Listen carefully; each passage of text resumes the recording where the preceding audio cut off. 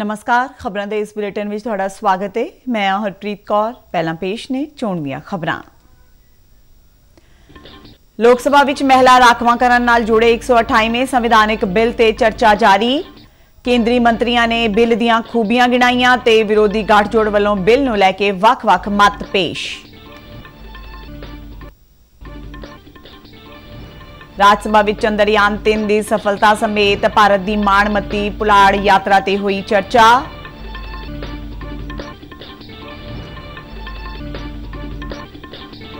राष्ट्रपति द्रौपदी मुर्मू ने एशिया प्रशांत खेतर दीआं राष्ट्रीय मनुखी अधिकार संस्थावां दे सम्मेलन नूं संबोधन किया।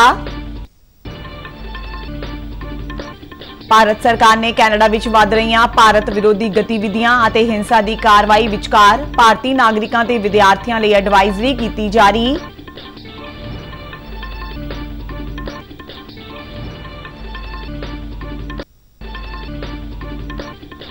ते पंजाब दे खेतीबाड़ी विभाग वालों फसलों की रहंद खूंद के प्रबंधन लई 5000 सरफेस सीडर समेत 24,000 तो वध मशीनां सबसिडी ते मुहैया कराउण दी योजना।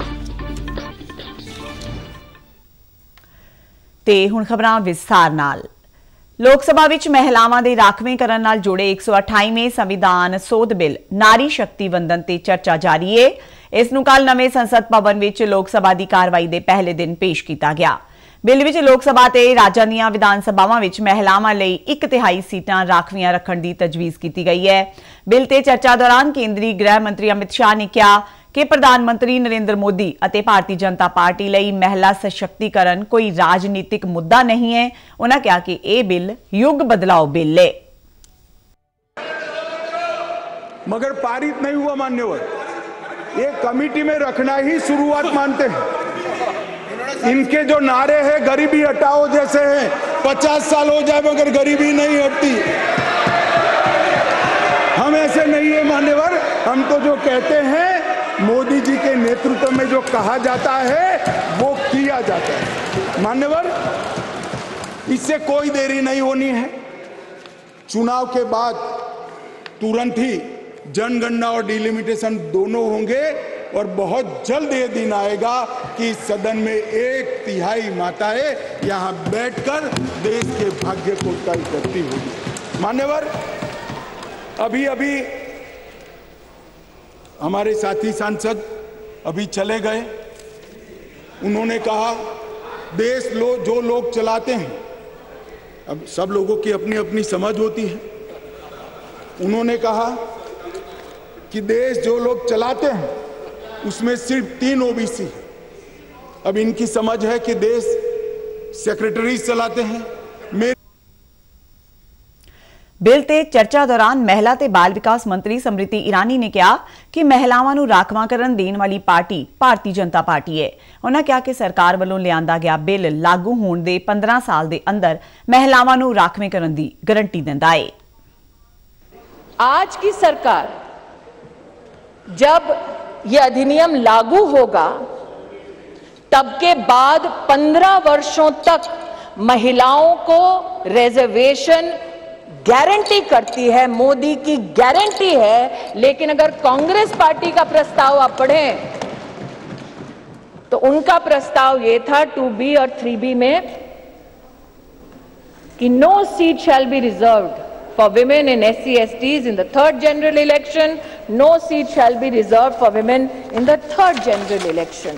कांग्रेस का प्रस्ताव था कि 10 साल औरतें मेहनत करें लेकिन 15वें साल में आपका अधिकार आपसे छीना जाएगा। आज मैं अभिनंदन करती हूं प्रधानमंत्री जी का, हमारे न्याय मंत्री का, जिन्होंने कांग्रेस की इस अभिलाषा को निराश किया। केंद्रीय वणज ते उद्योग राज मंत्री अनुप्रिया सिंह पटेल ने संसद विच चर्चा दौरान बिल पेश करने लई प्रधानमंत्री का धन्नवाद किया। उन्होंने कहा यह बिल समय की लोड़ है। उन्होंने देश की लोक सभा, राज सभा ते राज्यां दीआं विधान सभावां विच औरतां दी हिस्सेदारी 15% तो भी घट होण नूं मंदभागा दस्सिया। 128वां संविधान संशोधन विधेयक जो महिला आरक्षण विधेयक सरकार लेकर आई है, इसकी मैं तहे दिल से सराहना करती हूं। माननीय प्रधानमंत्री जी को इसके लिए आभार व्यक्त करती हूं। भारत दुनिया का सबसे ज्यादा आबादी वाला देश है और 142 करोड़ की आबादी में 70 करोड़ की आबादी महिलाओं की है, लेकिन बहुत चिंताजनक और दुर्भाग्य। इस तो पहला अज चर्चा की शुरुआत करदे कानून मंत्री अर्जुन राम मेघवाल ने कहा कि भारतीय जनता पार्टी ने महिलावां दे 33% राखवे करन लई निरंतर यतन कीते। उन्होंने कहा कि इस मंतव लई संविधान विच सोध लई 128वां सोध बिल 2023 लिआंदा गया। उन्होंने कहा कि यह बिल महिला सशक्तिकरण की दिशा विच एक वड्डा कदम है ते महिलावां लई राखवाकरण 15 साल लई होवेगा।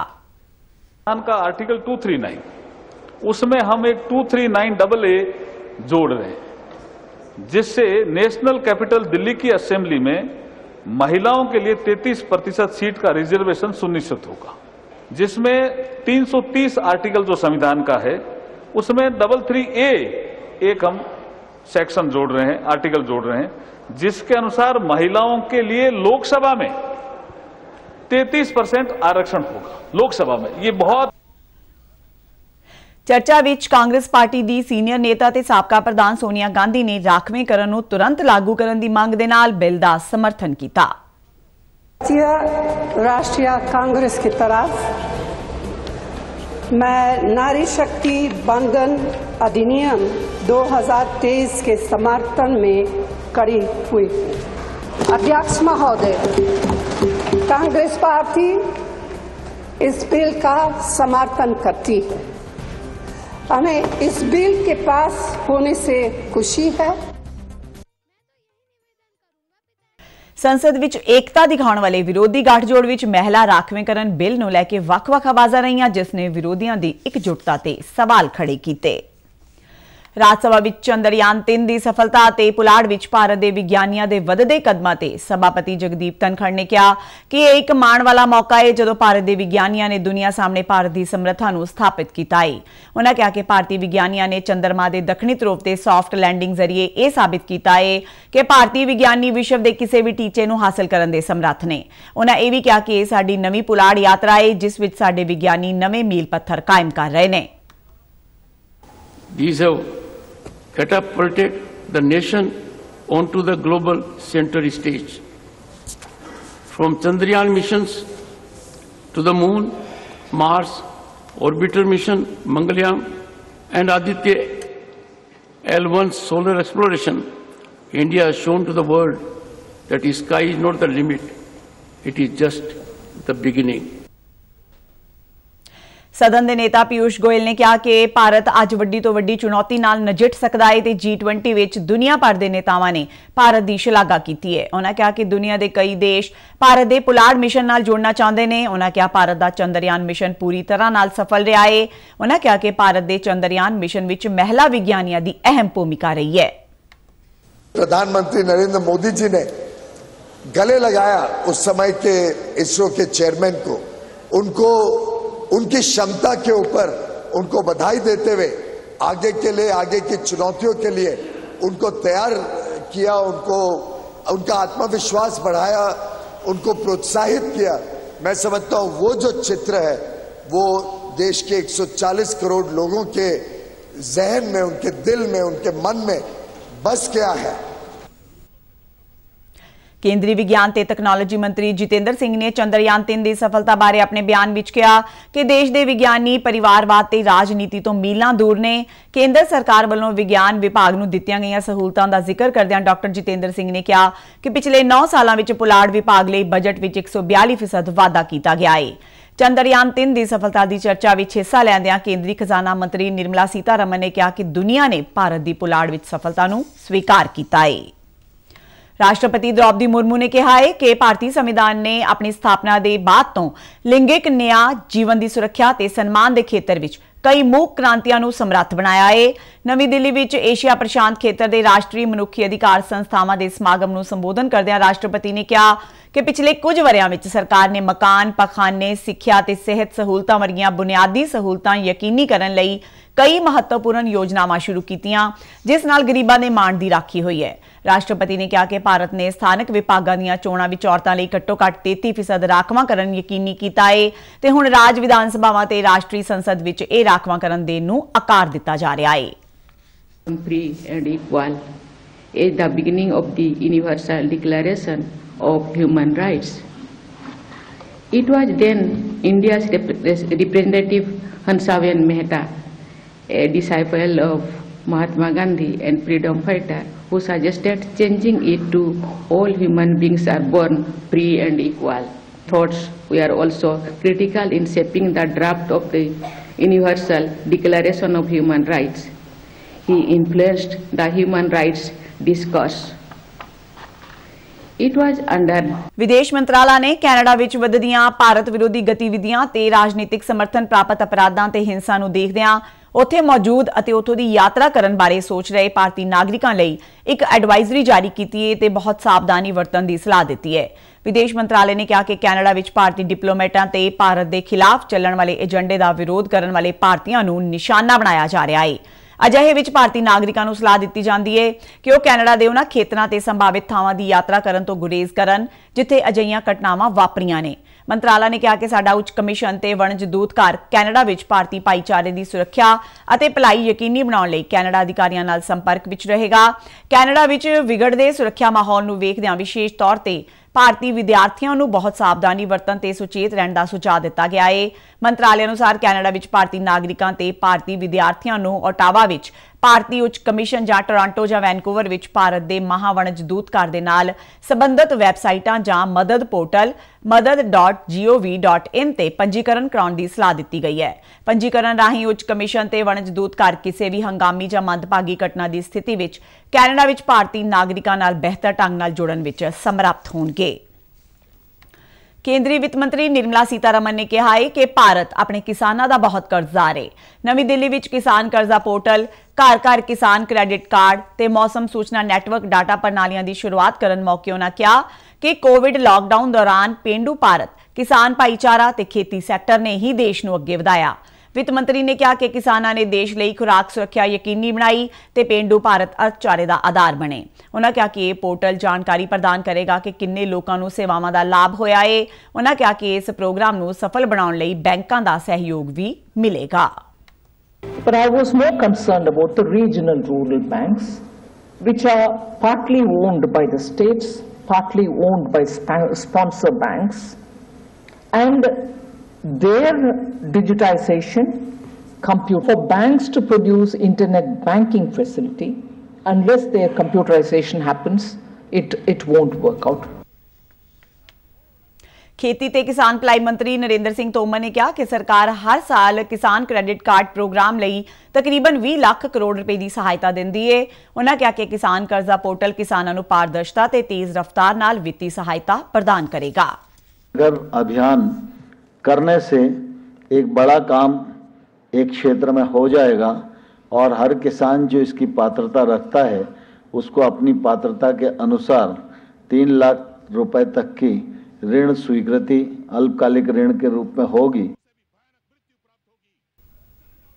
एनसीसी ਦੇ ਡੀਜੀ ਲੈਫਟੀਨੈਂਟ ਜਨਰਲ ਗੁਰਬੀਰਪਾਲ ਸਿੰਘ ਨੇ ਅੱਜ ਦਿੱਲੀ ਛਾਉਣੀ ਦੇ ਕਰਿਅੱਪਾ ਪਰੇਡ ਗਰਾਊਂਡ ਵਿੱਚ ਸਰਬ ਭਾਰਤੀ ਆਰਮੀ ਪਰੇਡ ਦਾ ਉਦਘਾਟਨ ਕੀਤਾ। ਉਹਨਾਂ ਕੈਡਿਟਾਂ ਨੂੰ ਸੰਬੋਧਨ ਕਰਦਿਆਂ ਕਿਹਾ ਕਿ ਇਹ ਕੈਂਪ ਉਹਨਾਂ ਨੂੰ ਬਹਾਦਰੀ, ਅਨੁਸ਼ਾਸਨ ਤੇ ਸਨਮਾਨ ਭਰਪੂਰ ਜੀਵਨ ਦੇ ਤਜਰਬੇ ਪ੍ਰਦਾਨ ਕਰੇਗਾ। 12 ਦਿਨਾਂ ਕੈਂਪ ਵਿੱਚ ਸਾਰੇ ਰਾਜਾਂ ਤੇ ਕੇਂਦਰ ਸ਼ਾਸਤ ਪ੍ਰਦੇਸ਼ਾਂ ਦੇ 17 ਐਨਸੀਸੀ ਦੇ ਡਾਇਰੈਕਟੋਰੇਟਾਂ ਦੇ ਲਗਭਗ 1500 ਕੈਡਿਟ ਹਿੱਸਾ ਲੈ ਰਹੇ ਨੇ। ਕੈਂਪ ਦਾ ਉਦੇਸ਼ ਆਰਮੀ ਵਿੰਗ ਦੀ ਸਿਖਲਾਈ ਦੇ ਮੁੱਖ ਪਹਿਲੂਆਂ ਤੋਂ ਜਾਣੂ ਕਰਾਉਣਾ ਤੇ ਲੀਡਰਸ਼ਿਪ, ਰਾਸ਼ਟਰੀ ਏਕਤਾ, ਸਹਿਯੋਗ ਤੇ ਅਨੁਸ਼ਾਸਨ ਦੀ ਭਾਵਨਾ ਨੂੰ ਉਤਸ਼ਾਹਿਤ ਕਰਨਾ ਹੈ। ਪੰਜਾਬ ਵਿੱਚ ਪਰਾਲੀ ਸਾੜਨ ਦੀਆਂ ਘਟਨਾਵਾਂ ਤੇ ਠੱਲ ਪਾਉਣ ਲਈ ਤੇ ਫਸਲਾਂ ਦੀ ਰਹਿੰਦ ਖੂੰਹਦ ਦੇ ਅਸਰਦਾਰ ਪ੍ਰਬੰਧਨ ਲਈ ਖੇਤੀਬਾੜੀ ਤੇ ਕਿਸਾਨ ਭਲਾਈ ਵਿਭਾਗ ਵੱਲੋਂ 5000 ਸਰਫੇਸ ਸੀਡਰ ਸਮੇਤ 24000 ਤੋਂ ਵੱਧ ਮਸ਼ੀਨਾਂ ਸਬਸਿਡੀ ਤੇ ਮੁਹੱਈਆ ਕਰਵਾਈਆਂ ਜਾਣਗੀਆਂ। ਰਾਜ ਦੇ ਖੇਤੀਬਾੜੀ ਤੇ ਕਿਸਾਨ ਭਲਾਈ ਮੰਤਰੀ ਗੁਰਮੀਤ ਸਿੰਘ ਖੁੱਡੀਆਂ ਨੇ ਚੰਡੀਗੜ੍ਹ ਤੋਂ ਜਾਰੀ ਇੱਕ ਬਿਆਨ ਵਿੱਚ ਦੱਸਿਆ ਕਿ ਵਿਭਾਗ ਨੂੰ CRM ਮਸ਼ੀਨਰੀ ਤੇ ਸਬਸਿਡੀ ਲੈਣ ਲਈ ਕਿਸਾਨਾਂ ਤੋਂ 1,58,394 ਅਰਜ਼ੀਆਂ ਪ੍ਰਾਪਤ ਹੋਈਆਂ ਨੇ। ਉਹਨਾਂ ਦੱਸਿਆ ਕਿ ਚੁਣੇ ਗਏ ਲਾਭਪਾਤਰੀਆਂ ਨੂੰ ਪ੍ਰਵਾਨਗੀ ਪੱਤਰ ਆਨਲਾਈਨ ਪੋਰਟਲ ਰਾਹੀਂ ਜਾਰੀ ਕੀਤੇ ਗਏ ਨੇ। ਉਹਨਾਂ ਦੱਸਿਆ ਕਿ ਪਿਛਲੇ ਸਾਲ CRM ਮਸ਼ੀਨਾਂ ਦੀ ਵਰਤੋਂ ਨਾਲ ਪਰਾਲੀ ਸਾੜਨ ਦੇ ਮਾਮਲਿਆਂ ਵਿੱਚ 30% ਦੀ ਕਮੀ ਆਈ। ਮੰਤਰੀ ਨੇ ਦੱਸਿਆ ਕਿ ਫਸਲਾਂ ਦੀ ਰਹਿੰਦ ਖੂੰਹਦ ਨੂੰ ਸਾੜਨ ਦੀਆਂ ਘਟਨਾਵਾਂ ਨੂੰ ਰੋਕਣ ਲਈ ਮੌਜੂਦਾ ਵਰ੍ਹੇ ਦੌਰਾਨ 350 ਕਰੋੜ ਰੁਪਏ ਰਾਖਵੇਂ ਰੱਖੇ ਗਏ ਨੇ। ਖੁੱਡੀਆਂ ਨੇ ਦੱਸਿਆ ਕਿ ਵਿਭਾਗ ਵੱਲੋਂ ਹਰੇਕ ਬਲਾਕ ਵਿੱਚ ਕਸਟਮ ਹਾਇਰਿੰਗ ਸੈਂਟਰ ਸਥਾਪਿਤ ਕਰਨ ਲਈ ਵੀ ਠੋਸ ਉਪਰਾਲੇ ਕੀਤੇ ਜਾ ਰਹੇ ਨੇ, ਜਿਸ ਵਿੱਚ ਛੋਟੇ ਕਿਸਾਨਾਂ ਲਈ CRM ਮਸ਼ੀਨਾਂ ਉਪਲਬਧ ਹੋਣਗੀਆਂ। Doctor BR Ambedkar NIT Jalandhar ਵਿੱਚ ਅੱਜ ਤੋਂ 5 ਦਿਨਾਂ ਖੇਤਰੀ ਸਾਇੰਸ ਕਾਂਗਰਸ ਦੀ ਸ਼ੁਰੂਆਤ ਹੋਈ। ਜਵਾਹਰ ਨਵੋਦਿਆ ਵਿਦਿਆਲਾ ਮਸੀਤਾਂ ਕਪੂਰਥਲਾ ਵੱਲੋਂ ਇਹ ਕਾਂਗਰਸ ਨਵੋਦਿਆ ਵਿਦਿਆਲਾ ਸਮਿਤੀ ਤੇ ਚੰਡੀਗੜ੍ਹ ਖੇਤਰੀ ਦਫ਼ਤਰ ਦੀ ਸਰਪ੍ਰਸਤੀ ਹੇਠ ਕਰਵਾਈ ਜਾ ਰਹੀ ਹੈ। NIT ਦੇ ਡਾਇਰੈਕਟਰ ਵਿਨੋਦ ਕੁਮਾਰ ਕਨੌਜੀਆ ਨੇ ਆਪਣੇ ਸੰਬੋਧਨ ਦੌਰਾਨ उभर रहे विज्ञान के विद्यार्थियों वालों वड्डी गिनती में इस साइंस कांग्रेस में हिस्सा लैण ते खुशी प्रगट की। 5 दिना कानफ्रेंस दौरान NIT के साइंस ते तकनोलॉजी माहिरां दे लैक्चरां तो इलावा हिस्सा लैण वालियां नूं पुष्पा गुजराल साइंस सिटी का भी दौरा करवाया जाएगा। इस कांग्रेस में पंजाब, हिमाचल, केंद्र शासित प्रदेश, जम्मू कश्मीर ते लद्दाख के 50 जवाहर नवोदया विद्यालय हिस्सा लै रहे हैं। देश भर में चलाए जा रहे मेरी माटी मेरा देश अभियान तहत नेहरू युवा केंद्र वालों देश भर में प्रोग्राम करवाए जा रहे हैं। जिला युवा अधिकारी रमेश कुमार की अगवाई में जलंधर के ਵੱਖ-ਵੱਖ ਬਲਾਕਾਂ ਵਿੱਚ स्वै सेवकों वालों कलश यात्रा ते शहीदों को श्रद्धांजलि दी जा रही है। इस मौके ਵੱਖ-ਵੱਖ पिंडों विचों घर-घर तो मिट्टी इकट्ठी की जा रही है। स्वै सेवकों वालों 28 तो 30 सितंबर तक इस मिट्टी को कलश विच भर के दिल्ली लिजाया जाएगा, जिथे अमृत वाटिका का निर्माण किया जाएगा। नगर कौंसल फाजिलका विखे इंडियन स्वच्छता लीग 2.0 अधीन नगर कौंसल के सफाई कर्मचारियों को आयुष्मान सेहत बीमा स्कीम, प्रधानमंत्री आवास योजना, प्रधानमंत्री स्वैनिधि ते होर सरकारी स्कीमां बारे जानकारी दी गई। ਵੱਖ-ਵੱਖ बुलारियां ने कर्मचारियों को सरकारी स्कीमां का वध तो वध लाभ लैण की अपील की। खबरों के बुलेटिन साडे दर्शक RNU DDK जलंधर के YouTube चैनल, Facebook पेज ते Twitter हैंडल ते भी देख सकते हैं। ते बुलेटिन के अंत में चोणवीआं खबरां एक बार फिर तो। लोक सभा विच महिला राखवांकरण नाल जुड़े 128वें संविधानिक बिल ते चर्चा जारी। केंद्रीय मंत्रियों ने बिल दीआं खूबियां गिणाईआं ते विरोधी गठजोड़ वालों बिल नूं लैके वख-वख मत पेश। राज सभा विच चंद्रयान 3 की सफलता समेत भारत की माणमत्ती पुलाड़ यात्रा ते हुई चर्चा। राष्ट्रपति द्रौपदी मुर्मू ने एशिया प्रशांत खेतर दीआं राष्ट्रीय मनुखी अधिकार संस्थावां दे सम्मेलन नूं संबोधन किया। भारत सरकार ने कैनेडा विच वध रही भारत विरोधी गतिविधियां ते हिंसा की कार्रवाई विचकार भारतीय नागरिकों ते विद्यार्थियों लिए एडवाइजरी की जारी। ते पंजाब के खेतीबाड़ी विभाग वालों फसलों की रहंद खूंद के प्रबंधन लई 5000 सरफेस सीडर समेत 24000 तो वध मशीनां सबसिडी ते मुहैया कराउण दी योजना। ते इस नाल ही खबरां दा बुलेटिन खत्म हुंदा है। आग्या दिओ, नमस्कार।